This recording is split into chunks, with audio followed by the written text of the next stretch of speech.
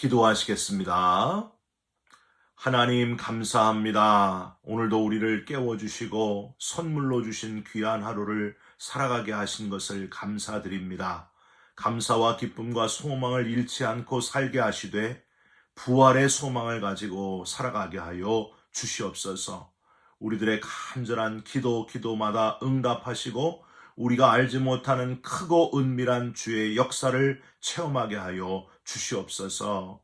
근심 걱정 염려가 다 떠나가게 하여 주옵소서. 우리 기도 들으시고 응답하시는 예수 그리스도의 이름으로 기도 올리옵나이다. 아멘.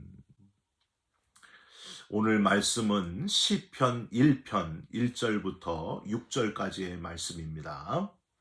복 있는 사람은 악인들의 꾀를 따르지 아니하며 죄인들의 길에 서지 아니하며 오만한 자들의 자리에 앉지 아니하고 오직 여호와의 율법을 즐거워하여 그의 율법을 주야로 묵상하는도다.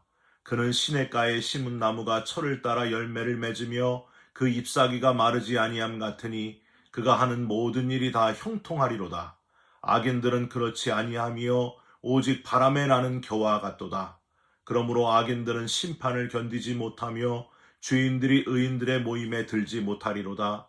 무릇 의인들의 길은 여호와께서 인정하시나 악인들의 길은 망하리로다. 아멘. 오늘은 시편 1편 1절부터 6절까지의 말씀으로 형통을 선택하라 라는 제목의 말씀을 함께 나누고 기도하는 시간을 갖겠습니다. 여러분, MGM, 세계에서 가장 오래된 영화사 MGM을 알고 계십니까? 영화를 시작할 때 사자가 어흥 하고 나오는 장면 다 아시죠? 모르는 분이 없을 거예요. 이 유명한 영화사가 바로 우리들이 사는 근처에 베버리에 있습니다. MGM은 메트로 골드윈 메이어라는 뜻인데 회사 이름의 끝자인 메이어가 바로 회사 설립자의 이름입니다. 메이어가 어렸을 때 친구와 싸운 적이 있습니다. 메이어는 친구에게 실컷 얻어맞고 집에 돌아와서 분통을 터뜨리면서 그 친구를 막 욕했습니다.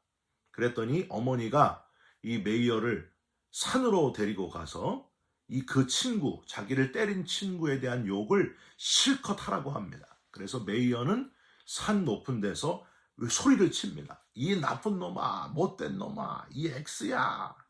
근데 그 욕하는 소리가 메아리가 돼서 자신에게 10배의 소리로 되돌아오는 것을 경험하게 됩니다. 그러자 이번에는 어머니가 하나님이 너를 축복하신다. 이 말을 크게 외쳐보라고 메이어에게 이야기합니다. 그래서 메이어가 이번에는 하나님이 너를 축복하신다 하고 크게 외치게 되니까 또 그 10배가 되어서 축복의 말로 메이어에게 돌아오게 됩니다. 그때 메이어가 깨닫게 되죠. 내가 남을 향해서 한 번의 욕을 하면 그것이 10배의 욕으로 되돌아오고 남을 향해 한 번 축복을 하면 10배의 축복으로 되돌아온다 하는 것을 깨닫게 됩니다. 메이어는 이 교훈을 평생 마음에 새기면서 MGM이라는 큰 영화사를 세우게 되었다고 하는 거죠. 여러분, 지금 저와 여러분은 남을 욕하는 데 시간을 많이 쓰고 계십니까? 아니면 다른 사람을 축복하는 데 시간을 많이 쓰고 계십니까? 남을 욕하는 시간은 점점 더 줄어들게 되시고 다른 사람을 하나님의 이름으로 축복하는 데는 점점 더 많이 시간을 할애하게 되는 저와 여러분이 되시기를 주님의 이름으로 축원드립니다. 오늘부터 기쁨의 언덕으로 시편 말씀을 이제 묵상하게 됩니다. 시편은 150편까지 있는데요. 고대 유대 랍비들은 이 시편을 5권으로 분류했습니다.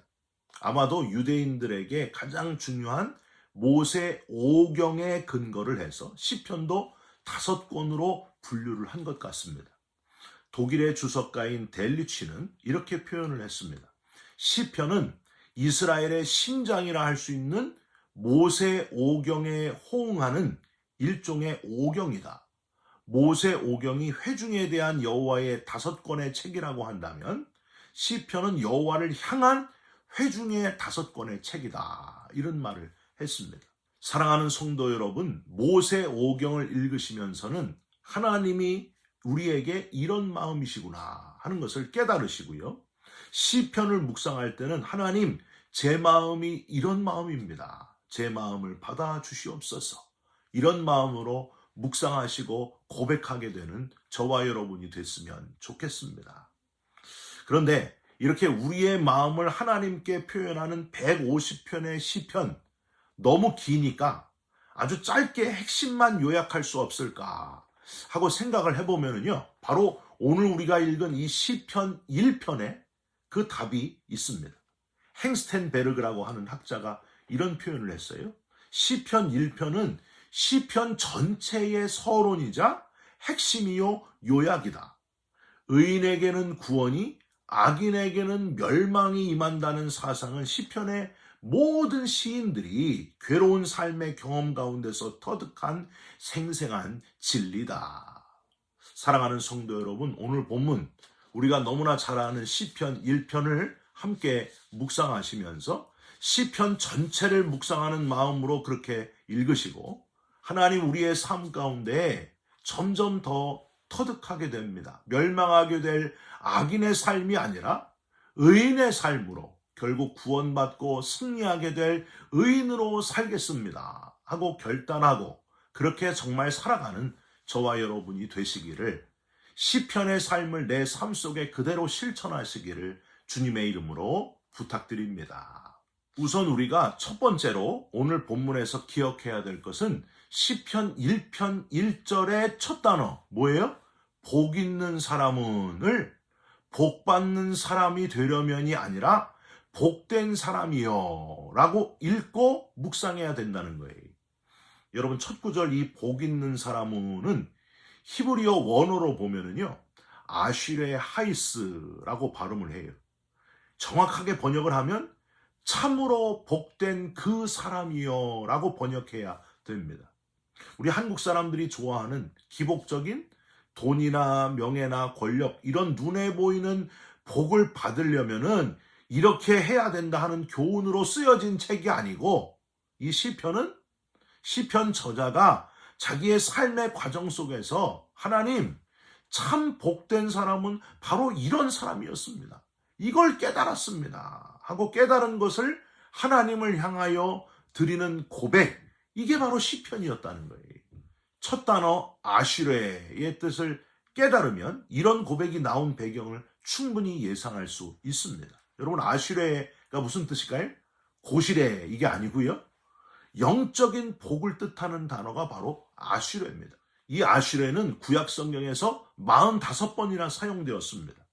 45번 중에 아시레는 먼저 사람들이 번영을 누리거나 자식을 많이 두어 다복할 때 아시레하고 축하했다는 것으로 8번 사용됐고요.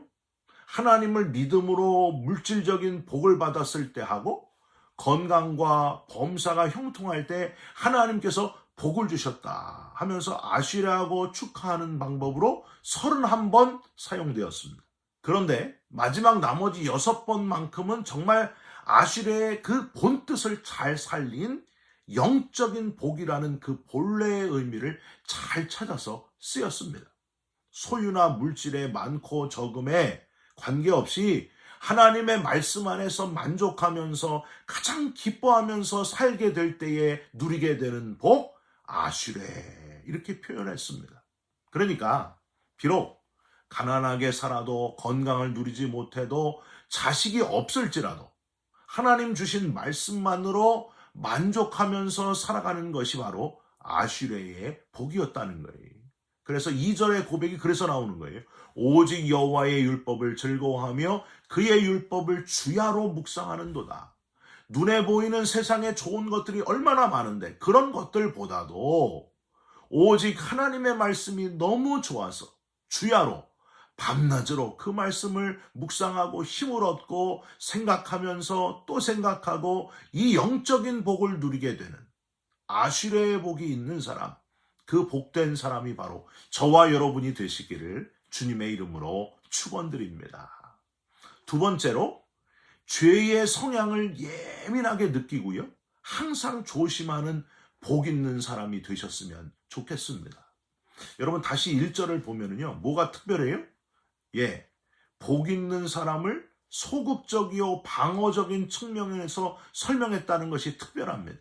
즉 원래 여러분 복 이야기를 하면은요. 좋은 것부터 할까요? 안 좋은 것부터 할까요? 좋은 것부터 하는 게 당연하잖아요. 그런데 여기 지금 소극적으로 안 좋은 것부터 이야기를 하고 있어요. 복 있는 사람은 악인들의 꾀를 따르지 아니하며, 그 다음에도 죄인들의 길에 서지 아니하며, 세 번째도 오만한 자들의 자리에 앉지 아니하고, 세 번이나 안 좋은 표현부터 시작했다는 것은 우선 복 있는 사람은 되기가 쉽지 않다는 표현을 하고 있는 거예요. 이렇게 어렵다는 거예요. 뭐 때문에? 죄 때문에. 죄인들, 악인들의 길로 가기가 쉽다는 겁니다. 악인들이라는 단어 라사라는 기본 동사의 뜻이 뭐냐면 민첩한, 간사한, 활동적인 이란 뜻이에요. 세상에서 성공하는 이들의 모습을 한번 생각해 보십시오. 게으르지 않습니다. 민첩하고 간사하고 눈치가 빠르고 아주 빨리빨리 움직입니다. 여러분 세상은 그런 사람들이 성공하는 거예요. 그게 세상의 출세 가도를 달리는 그런 사람의 모습입니다. 우리가 부러워하는 사람의 모습 헷갈리지 않습니까? 죄인들이란 단어에서 죄인은 하타임, 헬라어로 하말티아, 즉 관역에서 벗어난 화살을 뜻하는 표현이 하나님을 향하여 하나님을 영화롭게 하면서 사는 것이 아닌 사람은 다 죄인이라는 거예요. 감옥에 가고 그런 범죄자가 죄인들이 아니라 성경에서 얘기하는 죄인은 하나님을 향하여 살지 않는 이들은 다 죄인들이다. 그런 표현을 지금 하고 있는 겁니다. 오만한 자들에서 오만한 자는 히브리어로 레침이라고 부르는데 이 단어는 하나님께 속한 신성하고 거룩한 것을 멸시하고 조롱하며 비웃는 자를 가리키는 표현입니다. 그냥 목이 뻣뻣하고 우쭐하는 사람이 오만한 사람이 아니라 하나님의 것을 멸시하고 조롱하는 사람이 바로 오만한 사람이다. 성경이 말하는 오만한 자라는 거예요. 신기한 거는요. 이 악인들, 죄인들, 오만한 자들이라고 전부 다 복수를 사용하고 있잖아요. 여러분 이거 신기하지 않습니까? 왜 그럴까요? 세상에 살아보니 의인보다 악인, 죄인, 오만한 자들이 더 많다는 거예요. 그런 사람들 천지라고 하는 겁니다. 대부분이 그렇게 살아간다는 표현이에요. 의인으로 살기가 아주 쉽지 않습니다. 그런 표현을 하고 있는 겁니다. 여러분 지금도 그렇지 않습니까? 그리스도인으로 살기가 지금 힘듭니까? 쉽습니까? 참 어려운 시대를 우리가 지금 살아가고 있습니다.